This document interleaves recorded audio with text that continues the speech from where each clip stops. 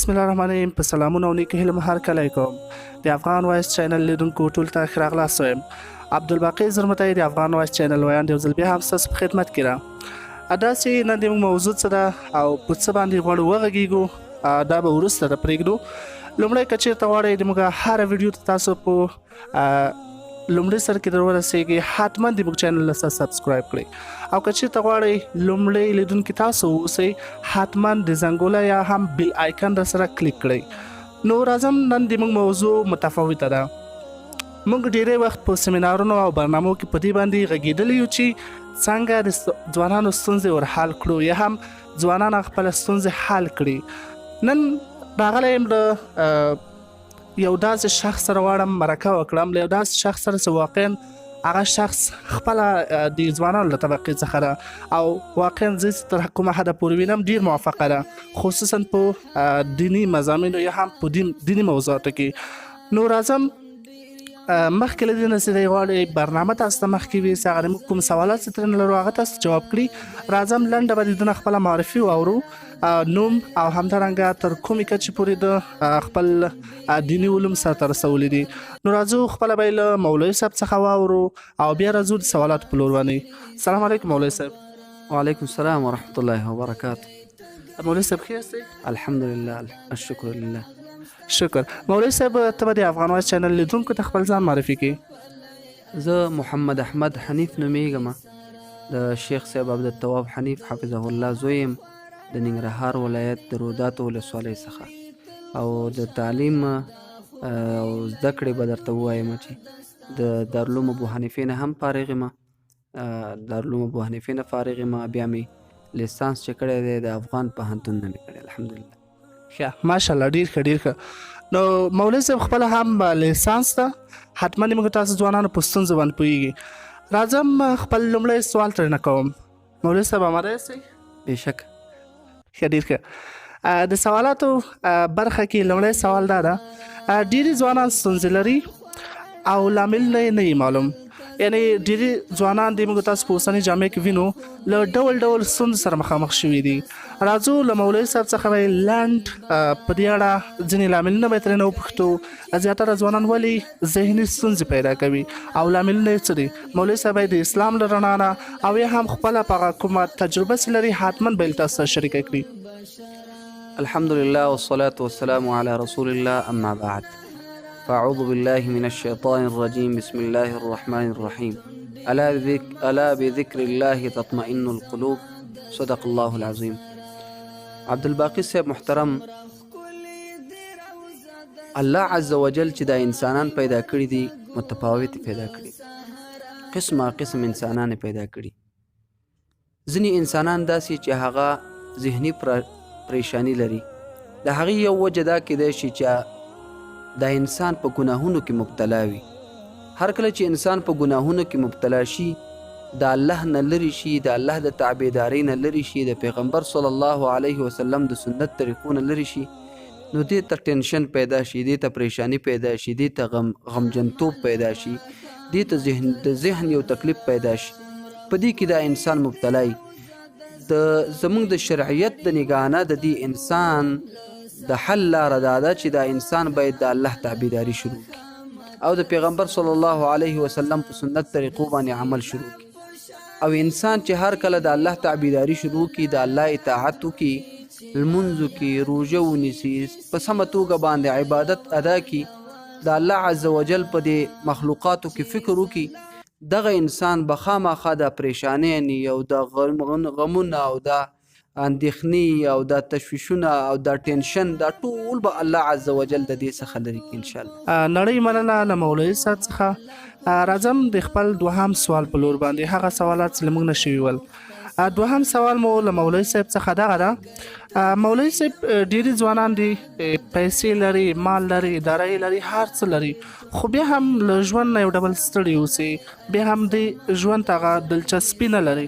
تاسو په نظر باندې دا ولې یا هم دې ته کوم داسې یو پیغام لري هغه ځوانان چې هر څه لري خو بیا هم ژوند درته ستړی ښکاري؟ مثلا که ډېرې ځوانان وګورو شاید د پیسو نشتون شاید د هغوی یو مشکل اوسي، شاید مثلا کورني مشکلات، ولې ډېرې باوجود د داسې هر څه لري خو بیا هم دوی یو ډول ستړي اوسي، له ژوند نه خسته اوسي، حتی ډېرې غواړي خودکشي وکړي، ځان وژنه وکړي. نو تاسو د دې په اړه باندې څه وایئ؟ آیا کوم پیغام ورته لري که نه، یا هم د اسلام له لحاظه دوی باید کوم کارونه وکړي څو خپلې هغه ذهني ستړیاوې له منځه یوسي؟ زرمتی صاحب محترم، زه به تاته یو خبره وکړم، هغه دا چې اطمینان او سکون او آرامتیا دا په پیسو کې نشته. خوشحالي چې ده، آرامتیا چې ده، سکون چې دی، که انسان حاصلول غواړي دا د الله په دین کې دی.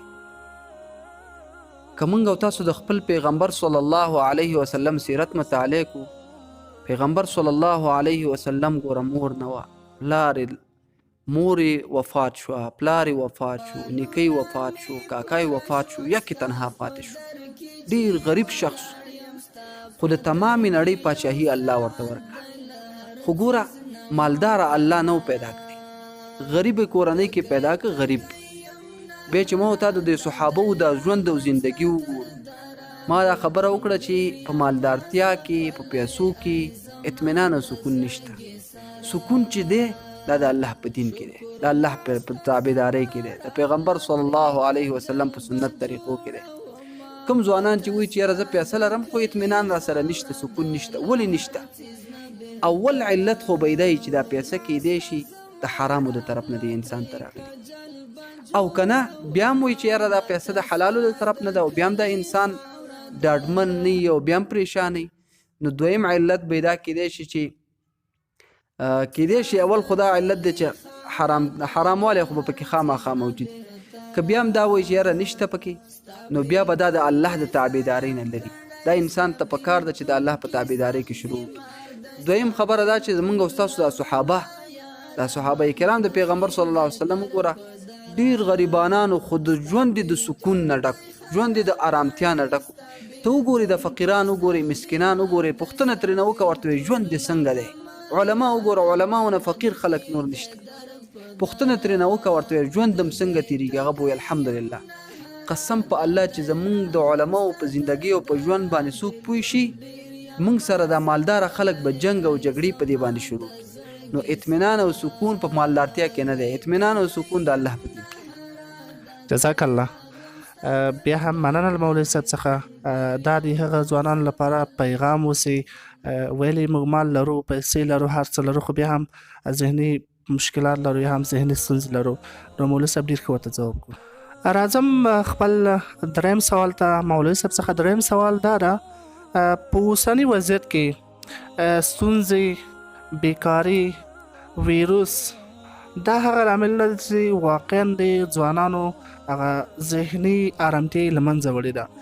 نو ستاسو په نظر باندې په اوسني داسې یو کړکېچن وضعیت کې ځوانان باید څه وکړي؟ آیا له دې ویروس سره مبارزه وکړي؟ آیا له بیکاري سره مبارزه وکړي؟ آیا له ستونزو سره مبارزه وکړي؟ آیا تاسو کولی شئ دې ته یو داسې یو لاره وښیئ تر څو دی په دې سختو شرایطو کې، په دې درې سختو شرایطو کې دی هغه خپل ژوند پر مخ ویځي؟ زرمتی صاحب محترم، الله چې انسان پیدا کړی دی او مسلمان پیدا کړی دی، نو دې انسان باندې به خامخا تکلیفونه او امتحانات راځي. دا وایرس چې کوم یو دی دا د الله عز وجل د طرف نه په مسلمانانو باندې یو لوی امتحان دی، په مالدارانو باندې هم لوی امتحان دی او په فقیرانو باندې هم لوی امتحان دی.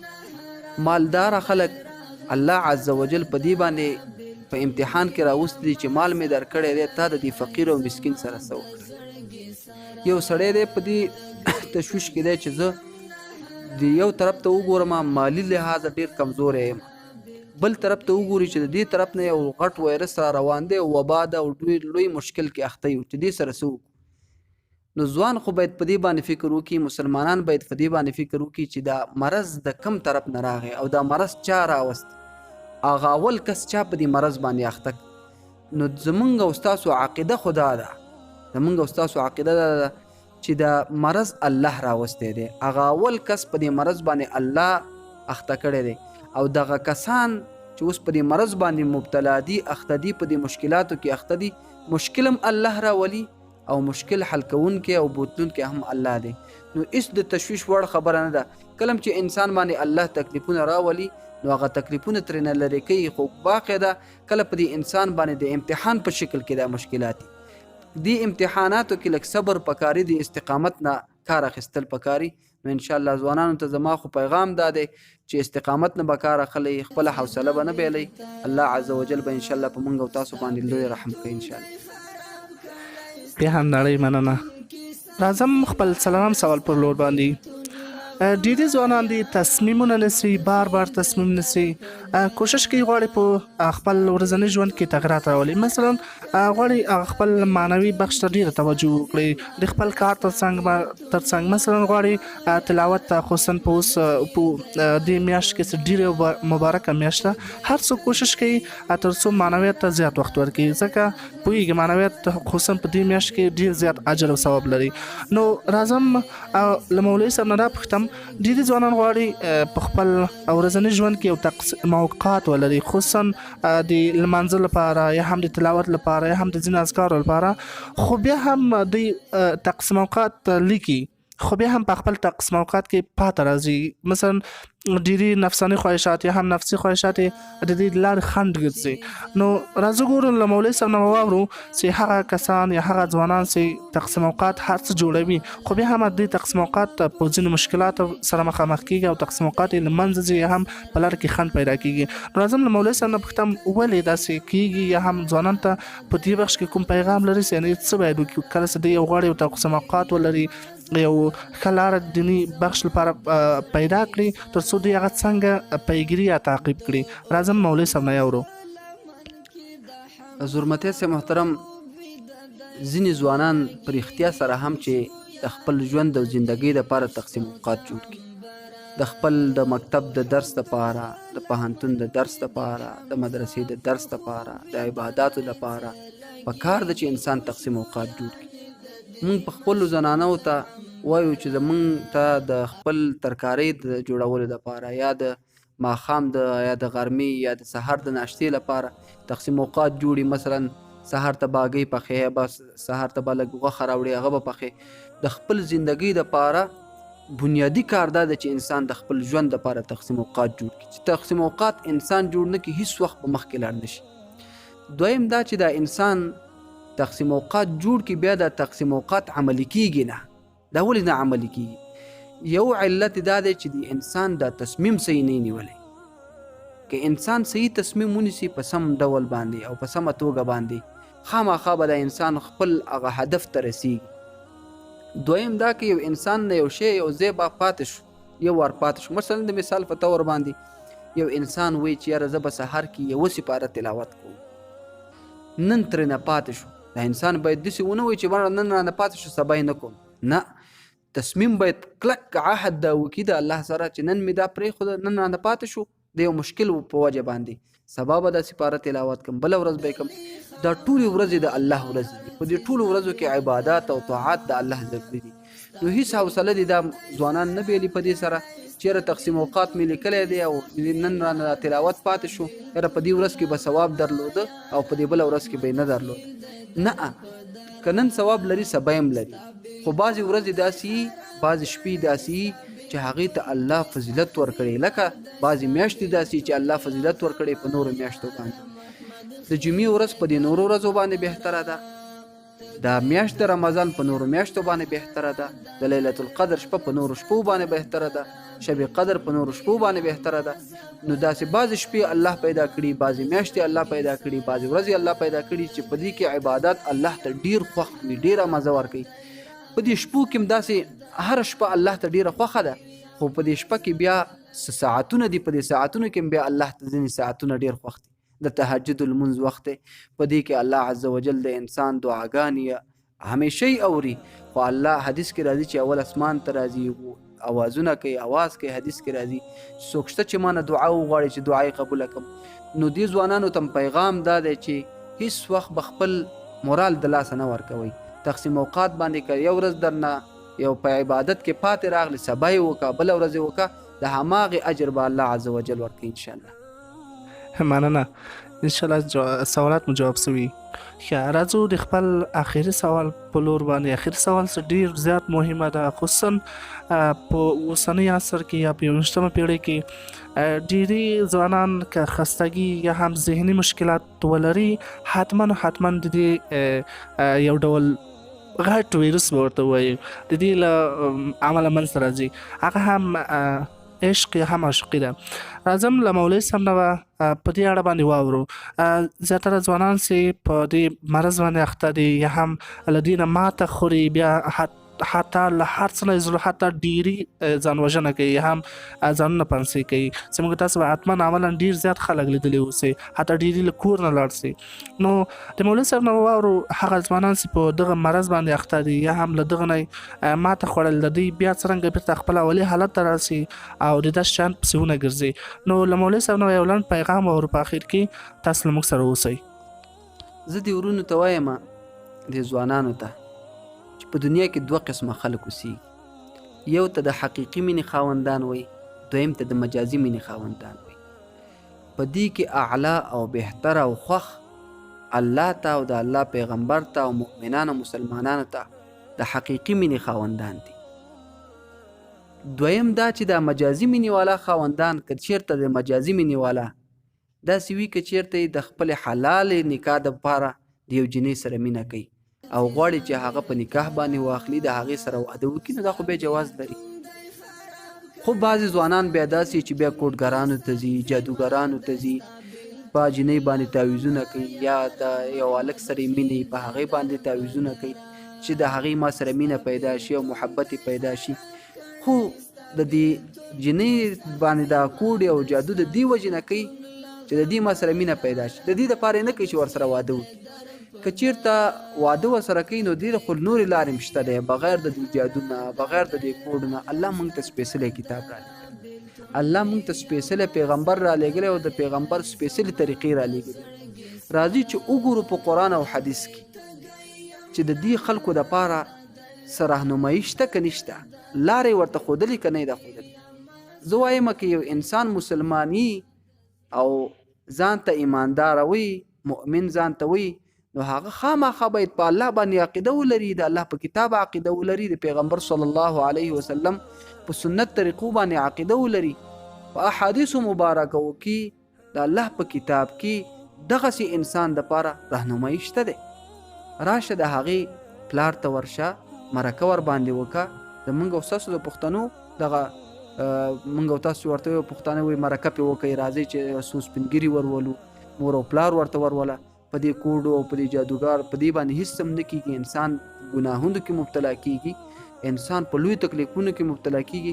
ځوانانو ته مو پیغام دا دی ورونو، د داسې مشکل د داسې شیانو نه ځان وساتئ، لا به په تکلیفونو کې یاستئ. والله که څوک هم غواړي چې د یو چا سره یې مینې او دې مینې ته ورسېږي، دغه په حلال نکاح سره واخلي، نو ورته وایم راځه د الله تابعداري وکړو. د مجازي مینې خاوندان بعضې چې یو جنۍ باندې مین شي ډېر عاجزه شي، اول پکې د عجز یو ماده پیدا شي.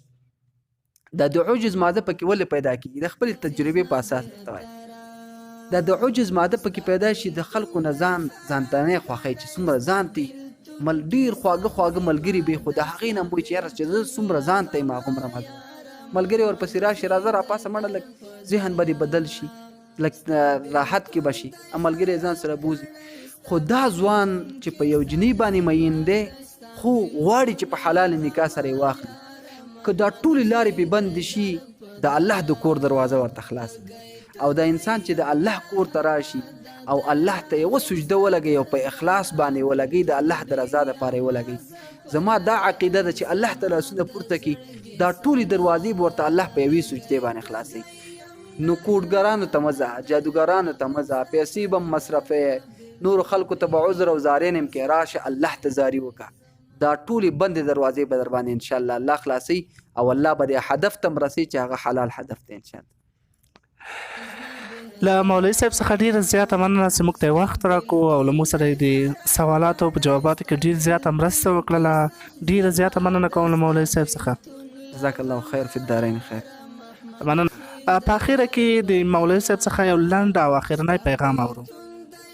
هغه ملګري چې پریشانه دي، غمجن دي، ذهني ټینشن لري، داسې مرستیا لري چې هسې بې څه خفه نه پوهېږي، علت د مرستیا یې نه معلوم او د خفګان علت یې نه معلوم، د غمونو علت یې نه معلوم، هسې بې څه د انسان خفه دی.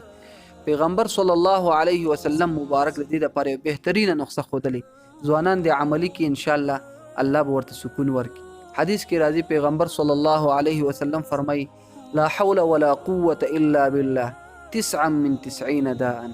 لا حول ولا قوة الا بالله د 99 مرستیاګانو دپاره دوا ده. بیا پیغمبر صلی الله علیه وسلم فرمایي ادناه الهم، د دې 99 مرستیاګانو نه ادنا او کمترینه مرستیا چې د هغې ته وایي هم. اوس راځو ورونو دا هم پیژنو چې هم وایي څه ته. علما وایي هم هغه مرستیا ته وایي چې انسان هسې بې څه خفه وي، د یو علت یې نه معلوم او هسې بې څه انسان خفه وي، او دا سخته مرستیا ده زموږ او ستاسو په دې معاشره کې.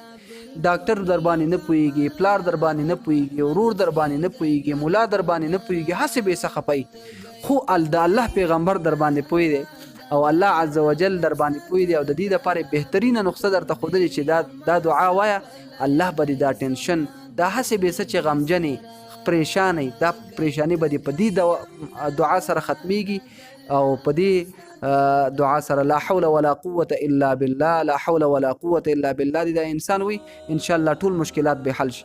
بعضې انسانان د فقر نه ډېر او د غربت نه او د تنګسیا نه ډېر تنګ راغلي دي، د هغوی دپاره هم دا نسخه ده. پیغمبر صلی الله علیه وسلم فرمایي لا حول ولا قوة الا بالله کنز من کنوز العرش.